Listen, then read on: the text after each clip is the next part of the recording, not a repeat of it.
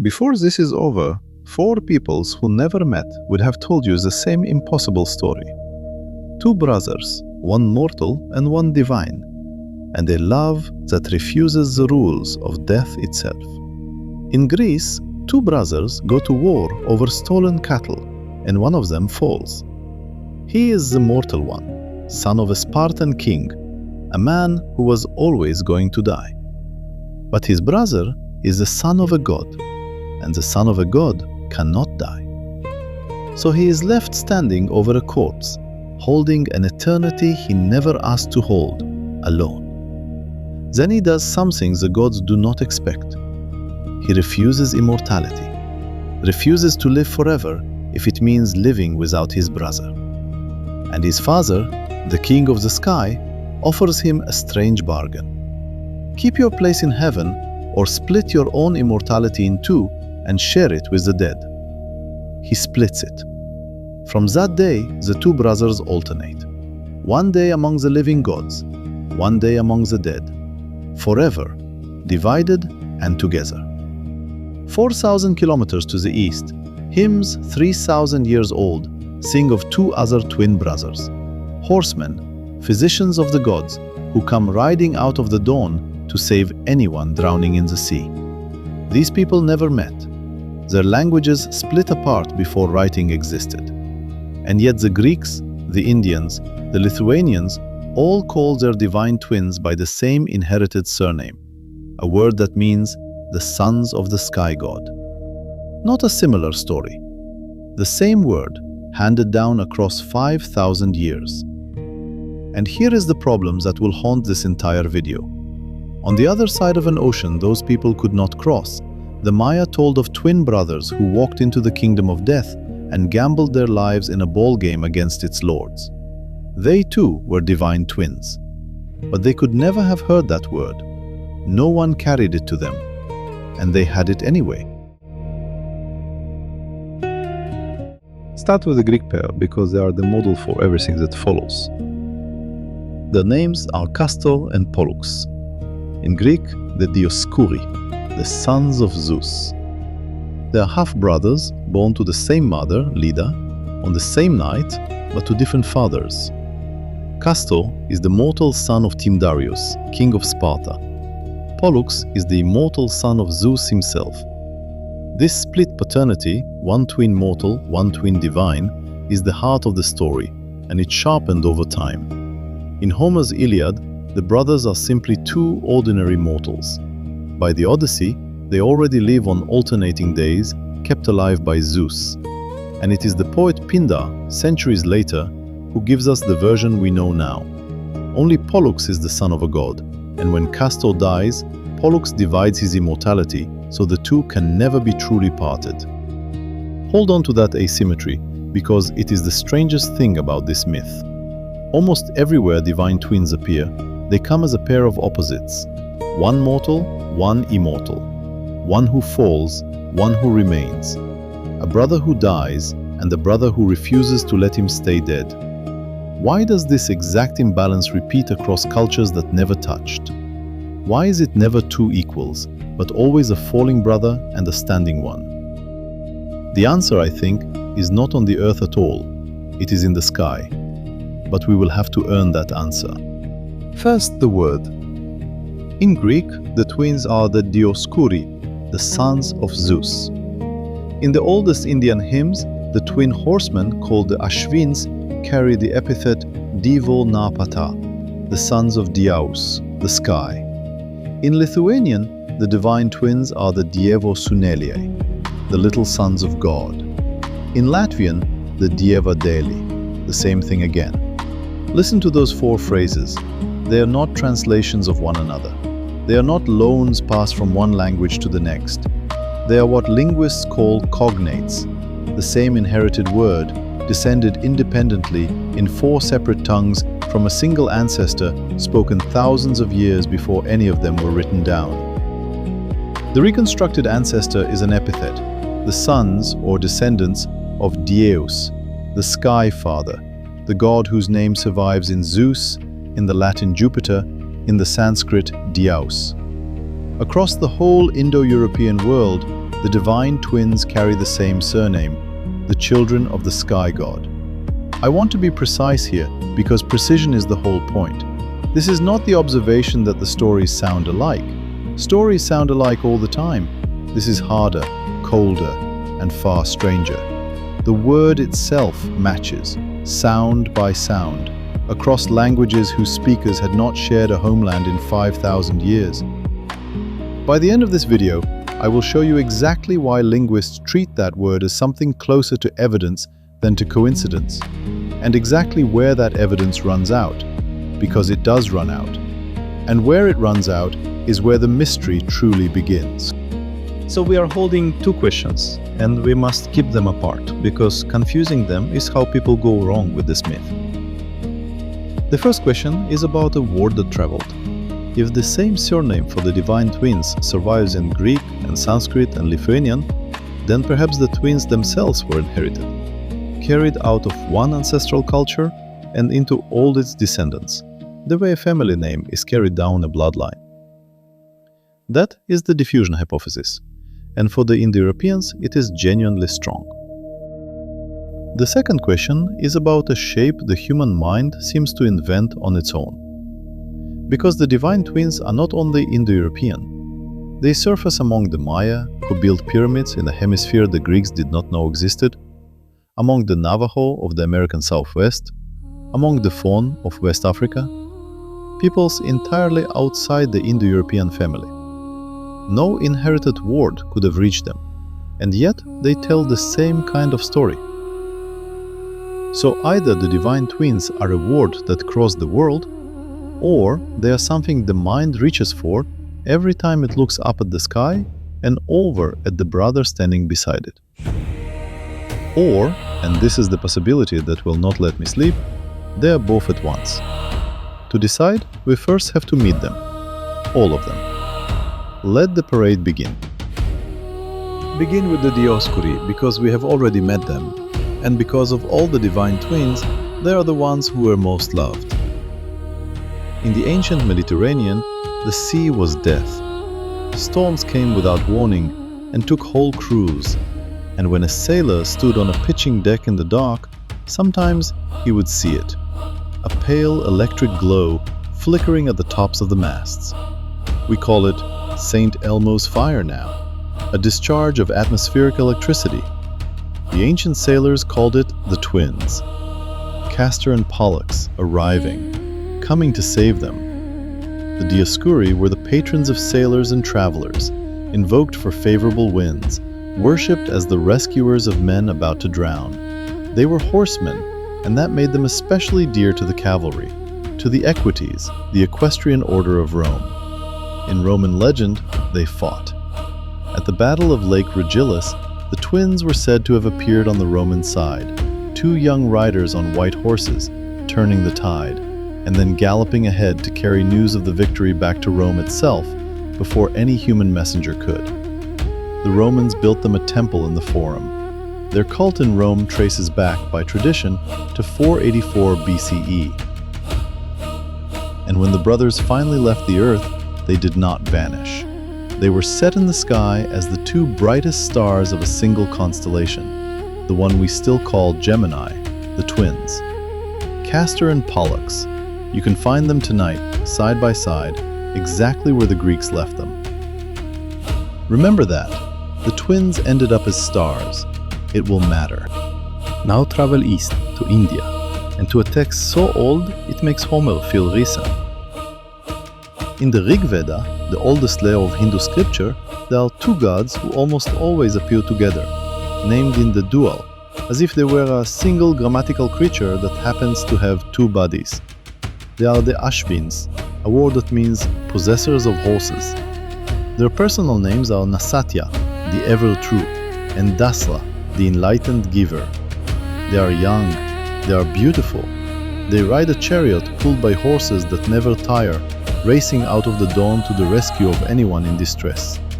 And here is the detail that should make you sit up. They are the physicians of the gods, the healers. Where the Dioscuri save you from the sea, the Ashvins save you from death itself.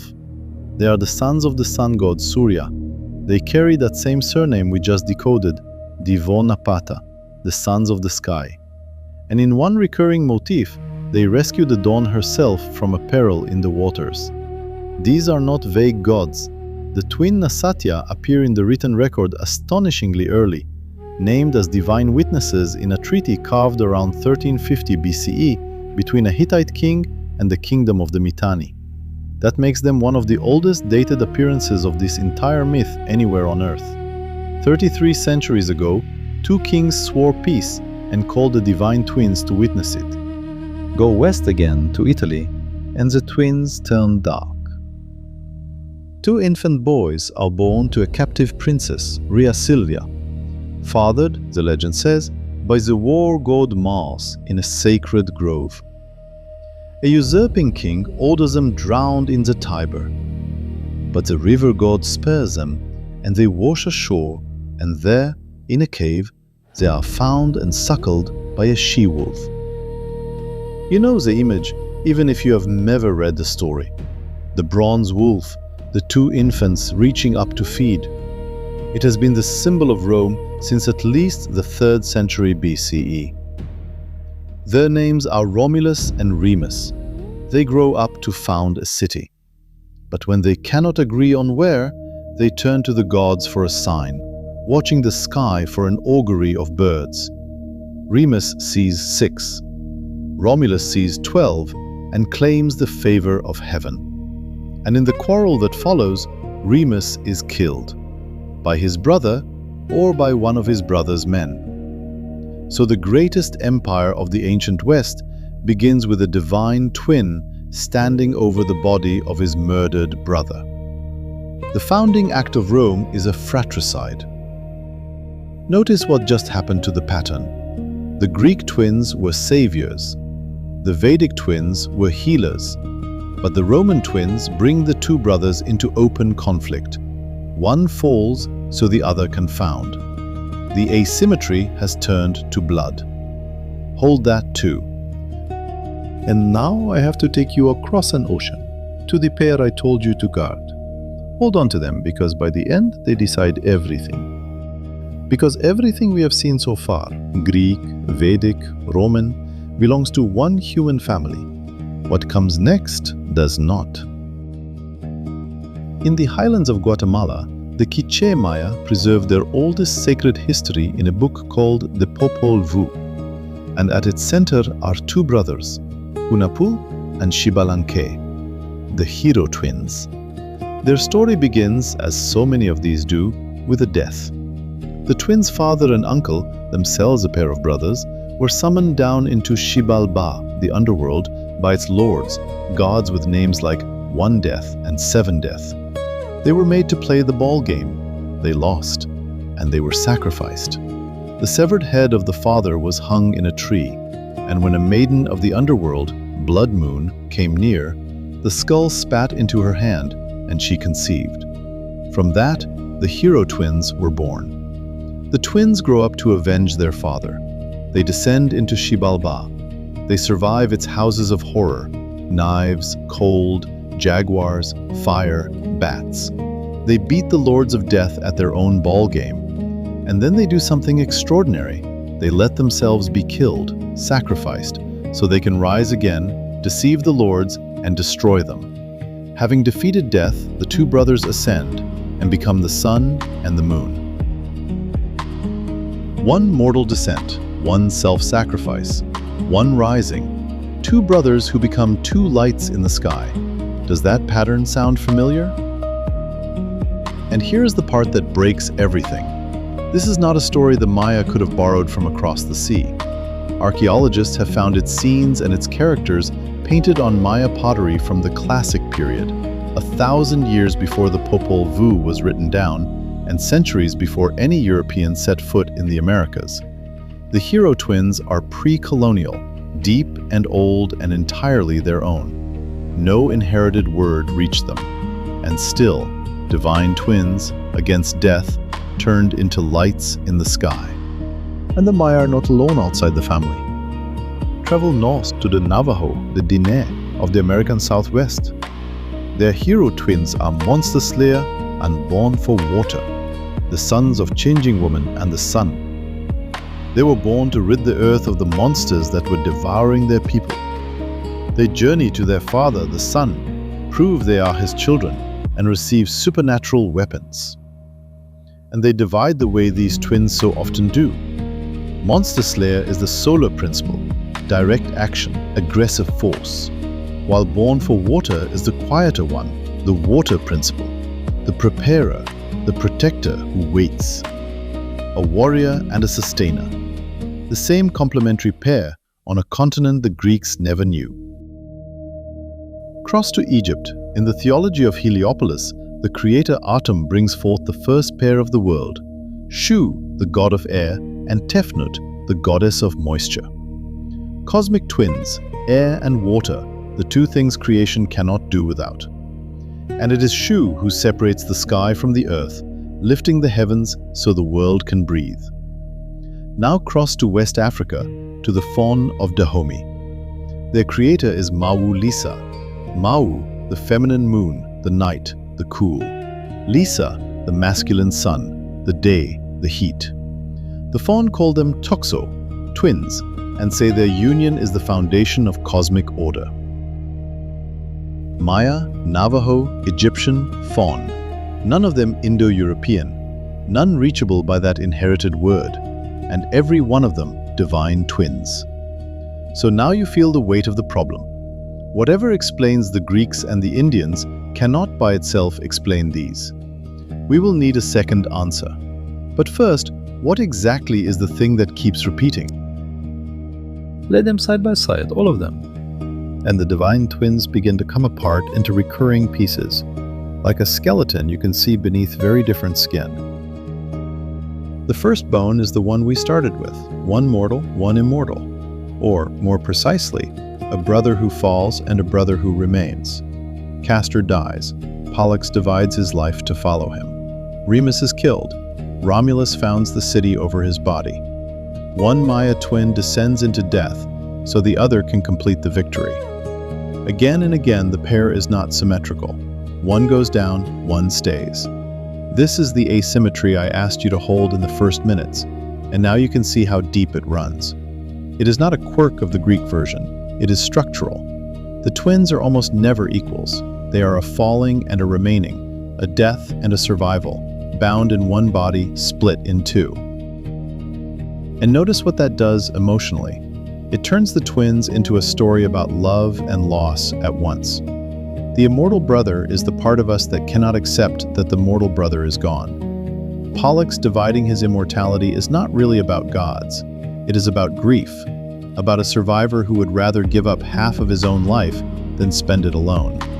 The second bone is motion. These twins ride. The Dioscuri are horsemen, the darlings of the cavalry. The Ashvins are named for their horses, riding a tireless chariot out of the dawn. Even the proposed northern reflexes of this myth, the Anglo-Saxon brothers, whose names are said to mean stallion and horse, carry the horse inside their names. Across the Indo-European world, the divine twins move on horseback, and they move fast, because they are always racing towards someone who needs saving. Which is the third bone? They rescue. The Dioscuri pull drowning sailors from the storm. The Ashvins snatch the dying from the edge of death. The Navajo twins kill the monsters that hunt their people. They are saviors, every one, young, and always arriving in the moment of greatest peril. And the fourth bone is the polarity, the way the pair so often divides into complementary opposites, warrior and healer, sun and moon, monster slayer and born for water, Mawu and Lisa, Apollo and Artemis, the Greek twins of Leto, one tied to the sun and the civilized arts, the other to the moon and the wild, both of them archers, mirror images aimed in opposite directions. The twins are how a culture says, the world is made of pairs, and the pairs need each other. A falling brother, a rider, a savior, a pair of opposites. That is the anatomy. But there is a fifth thing underneath it all, and it is not a god at all. Underneath every divine twin, there is a real one, a human one. two children born from one birth. We have grown comfortable with twins. We see them and we smile. But step into the deep past, into traditional societies the world over, and the birth of twins was not ordinary at all. One womb, one birth, and out come two. Two souls where there should have been one. Where do you even fit that in a world that has sorted everything into single, separate selves? Anthropologists find the same ambivalence across very different cultures. Twins are treated as a thing apart, as born initiates, people who arrive already standing on the threshold between worlds, eternally liminal. A blessing often. The Yoruba of West Africa honor twins with their own sacred figures. But also, frighteningly often, a danger, an omen, a birth so far outside the natural order that some societies met it with dread, and in some places historically, even with violence against the infants themselves. Sacred and threatening at once, a blessing you are not sure you can survive. I want to be careful here, because this is tender ground. The ethnographic record is uneven, and claims about which peoples revered twins and which feared them have to be checked source by source, never flattened into one tidy rule. But the pattern that survives that scrutiny is the ambivalence itself. Across the world, the real twin unsettles. Two where there should be one. And maybe, that is where the divine twins come from. Not from the sky first, but from the nursery. Maybe the human mind, faced with the uncanny fact of two identical people who are somehow one, could not leave it alone, and pushed that fact upward onto the gods, until the unsettling miracle in the village became a pair of saviors in the heavens. We will come back to this, to the real twin, and to what a psychologist named Carl Jung thought it meant at the very end. For now, just keep it in view. Under every god, a human birth that frightened someone. Now I owe you the world. I promised in the first minutes to show you exactly why linguists treat that shared surname as evidence rather than coincidence. Here it is. The strong case is called the Indo-European hypothesis, and it runs like this. The divine twins, the horse twins as scholars sometimes call them, appear across nearly every Indo-European mythology, and they are one of the most solidly reconstructed pieces of that lost ancestral religion. They are solid for a specific reason. They combine two kinds of evidence that point the same way. The first is the narrative package: young twin brothers, riders, saviors at sea and in battle, healers, brothers in the reconstruction of the radiant dawn goddess and children of the sun. That package recurs in piece after matching piece, in Greek, in Vedic, in Baltic tradition. And the second kind of evidence is the one we have been circling, the cognate epithet, sons of Zeus, the same inherited surname, descending by regular sound laws into Greek, Sanskrit, and Lithuanian alike. This is the move that makes scholars like Bruce Lincoln and Martin West take the divine twins seriously as a genuine inheritance. Because matching stories could be coincidence, but a matching word, obeying the same sound changes as every other inherited word in those languages, is something coincidence cannot easily fake. The narrative and the language lock together.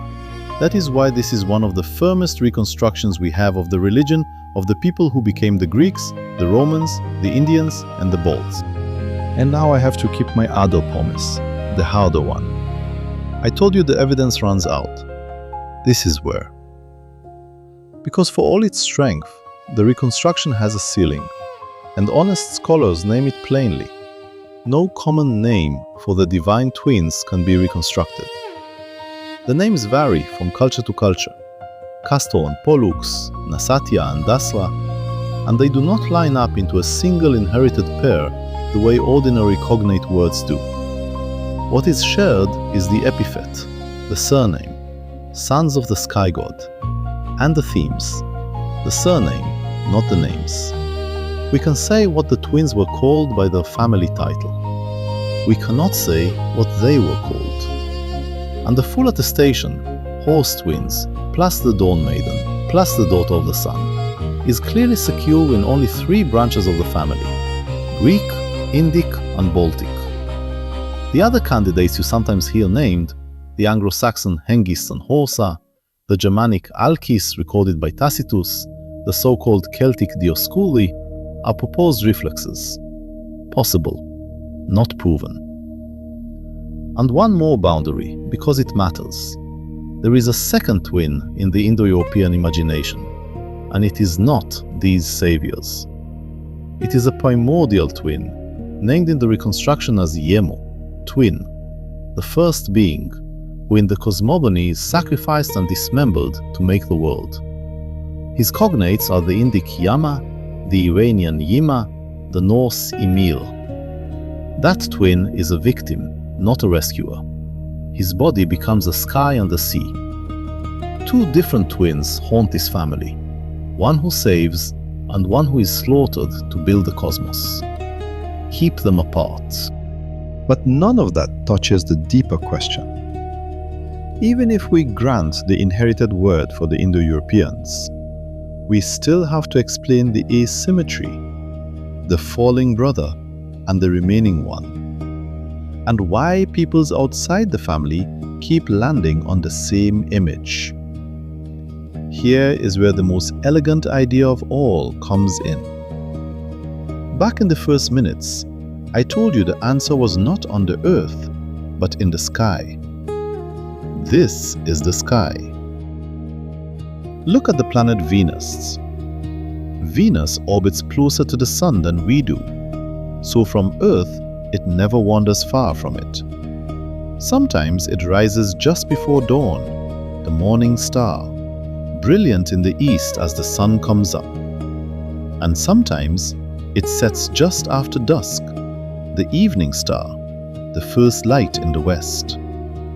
2 stars, one bright herald before the sunrise, one bright companion after the sunset. They are never in the sky at the same time. And they are, of course, the same object. One planet wearing 2 faces, forever escorting the sun and never appearing beside its own other self. 2 that are one, a pair that can never be together. One belongs to the dawn and the living day, one to the dusk and the coming dark. Does that sound like anyone we have met? A mortal twin and an immortal twin who alternate, one in the light, one in the dark, never sharing the same sky? Many cultures, inside the Indo-European family and far outside it, appear to read Venus this way, as celestial twins tied to the dawn. The Maya seem to have done it too. The very name Hunahpu is bound up with the rising of Venus as the morning star. And the hero twins end as lights in the heavens. Gemini, the twins set among the stars, the same anchoring again. I have to label this honestly. The Venus reading is widely held, but it is an astronomical interpretation. Our reading of the sky behind the myth, not a claim the ancient texts make out loud. A hypothesis, marked as a hypothesis, but a beautiful one, because if it is right, then the reason one twin always falls and one always remains is that, half a world apart, human beings were all looking at the same planet, the one light that is secretly 2. There is one more layer, and it is the one linguistics and astronomy cannot reach. It lives inside us. Set the inherited word aside, set Venus aside, and ask the simplest question. Why does the human mind reach for twins at all? Look at what the divine twins keep encoding: mortal and immortal, sun and moon, warrior and healer, air and moisture, day and night. The twins are almost always a pair of complementary opposites, the 2 halves of a duality, given 2 faces and one shared birth. That suggests the divine twins might be something the mind builds on its own, a natural way of thinking about the great dualities that structure all human experience: life and death, light and dark, sky and earth. We seem to hold these more easily when we picture them as two brothers, related, bound, and yet opposed. The myth becomes a kind of cognitive tool, a way to think the unthinkable pairs by making them kin. And here, the psychologist Carl Jung gives us a name for the deepest version of it. Jung was fascinated by the figure of the double, the second self, the shadow twin, the other me that the psyche keeps generating. To meet your twin in this reading is to meet yourself from the outside, the part of you that you cannot see, walking beside you with your own face. The mortal twin and the immortal twin may be the two things every one of us is at once: the self that will die and the self that refuses to believe it. So now we have three answers standing in the room: a word that was inherited, a planet misread as two, and a shape the mind builds whenever it confronts a pair it cannot hold. The question is no longer which one is true, but how they fit together, and whether they even can. So let me lay the two big answers side by side on the table, and then refuse to choose between them, because I think refusing is the only honest thing left to do. On one side, the inherited word. For the Indo-European peoples, the Greeks, the Indians, the Balts, the case is genuinely strong. The same surname, sons of the sky god, descends by the same sound laws into all three languages, locked to the same narrative package. That is not coincidence. That is heredity, a myth, and the word for it, carried down the generations from a single ancestral culture, the way a family carries a name. For that branch of humanity, the divine twins really do look like a word that traveled. But on the other side, stand the twins I told you to guard. The Maya, playing for their lives against the lords of death. The Navajo, hunting monsters across the desert. The Faun, splitting the world into moon and sun. None of them Indo-European. None of them reachable by that inherited word. No migration, no trade route, no shared ancestor can carry sons of Dieos across an ocean to a people who never heard a word of any Indo-European tongue. And so the second answer becomes unavoidable. If the word cannot have reached the Maya, and the Maya have the twins anyway, then at least part of this phenomenon cannot be inheritance. Part of it has to be convergence, separate human minds with no contact, arriving independently at the same image. Two causes, not one.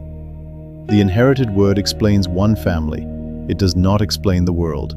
There are two true things at the same time.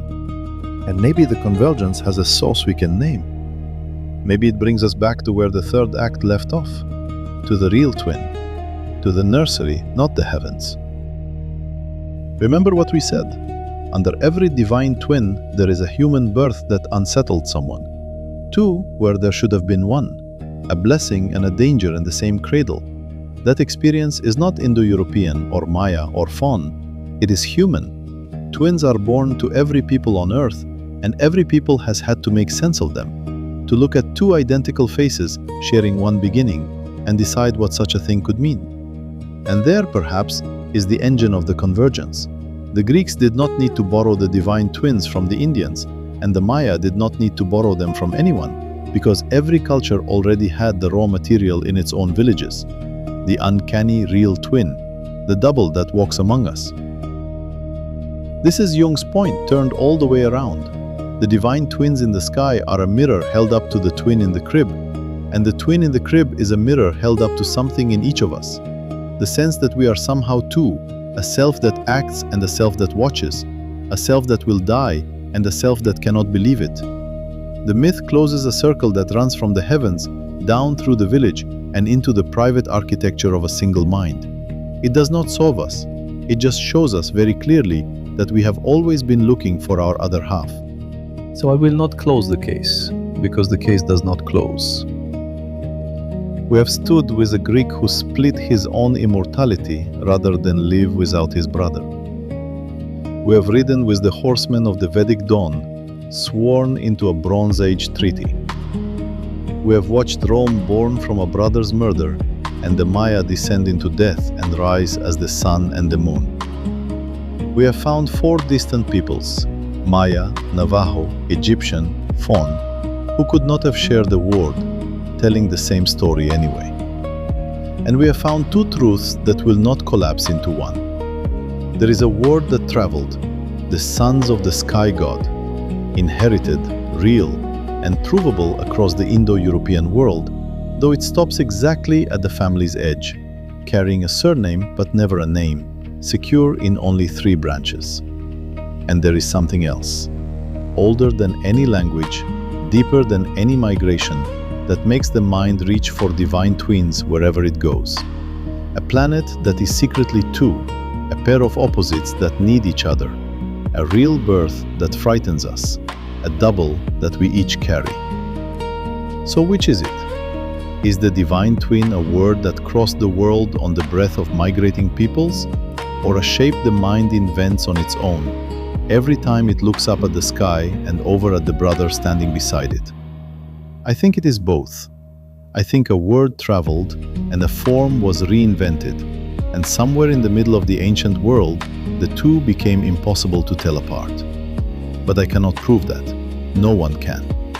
And that is exactly why, 5,000 years after someone first looked at the morning star and the evening star and decided they were 2 brothers, we are still telling the story of the divine twins, and still, quietly, looking for our own.